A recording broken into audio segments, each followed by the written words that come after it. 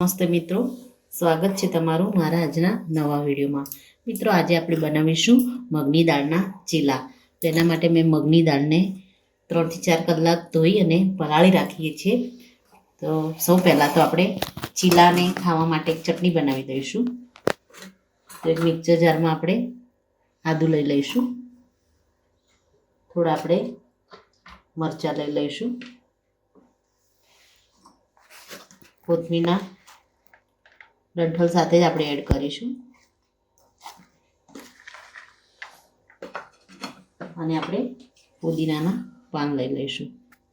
હવે આને આપણે મિક્સરમાં ક્રશ કરી દઈશું, થોડું મીઠું એડ કરી અને આની પેસ્ટ બનાવી દઈશું। મિત્રો, ચટણી આપણી રેડી થઈ ગઈ છે। એ જ મિક્સર જારમાં આપણે મગની દાળ જે પલાળીને રાખી છે એને પણ આપણે પીસી લઈશું। મિત્રો, આપણી ચટણી મિક્સરમાંથી અલગ લઈ લીધી છે। હવે આપણે આમાં મગની દાળ એડ કરી દઈશું। એમાં આપણે 3 થી 4 લસણની કળી એડ કરી દઈશું, મીડિયમ સાઇઝનો આદુનો ટુકડો લીધો છે એને એડ કરી દઈશું અને મરચાં એડ કરી દઈશું। થોડું આપણે આમાં મીઠું એડ કરી અને આને ફાઇન પીસી લઈશું। મિત્રો, દાળને આપણે સરસ પીસી અને લઈ લીધી છે। આને આપણે એક બાઉલમાં ટ્રાન્સફર કરી દઈશું।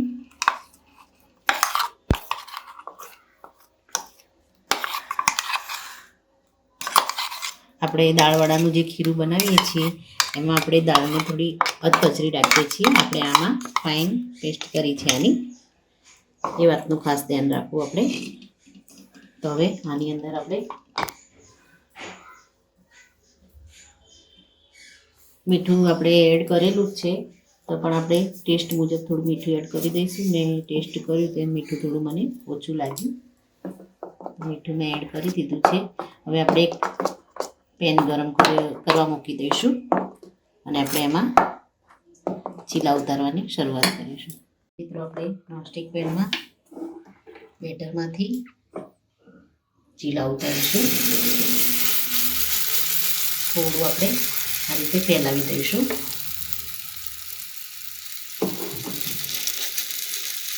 હવાથી આપણે ફેલાવીશું।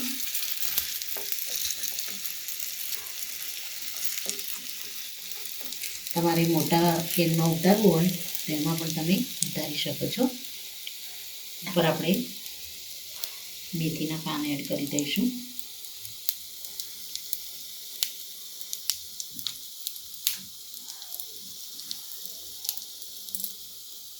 અને આપણે ઢાંકી અને કૂક થવા દઈશું।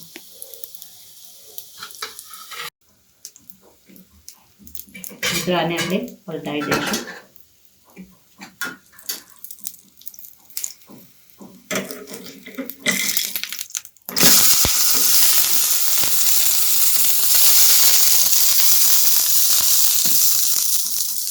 ઢાંકી અને આને પણ આપણે કૂક થવા દઈશું।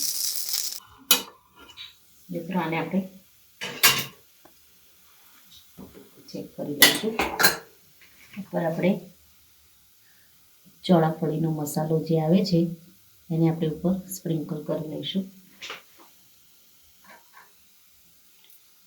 આને પલટાવી દઈશું।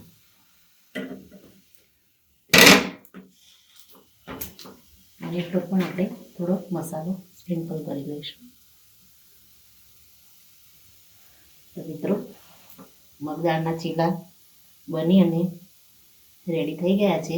આને આપણે સર્વ કરી લઈશું। મિત્રો, રેડી છે આપણા મગદાળ અને મેથીના ચીલા। એને આપણે કોથમીર, પુદીના અને આદુની ચટણી સાથે સર્વ કર્યા છે। તો મિત્રો, આ સાથે મારો વિડીયો અહીંયા પૂરો થાય છે। મારો જો વિડીયો તમને ગમ્યો હોય તો લાઈક, શેર અને સબસ્ક્રાઈબ કરવાનું ભૂલશો નહીં અને કમેન્ટમાં જરૂરથી લખો કે મારી આ રેસીપી તમને કેવી લાગી। તમે પણ આ રીતે મગની દાળના ચીલા ઘરે જરૂરથી બનાવો। ખાવામાં ખૂબ જ સ્વાદિષ્ટ અને શરીર માટે પણ ખૂબ જ પૌષ્ટિક છે। તો મિત્રો, ફરી મળીએ એક નવા જ વિડીયો સાથે। ત્યાં સુધી આવજો। Thank you.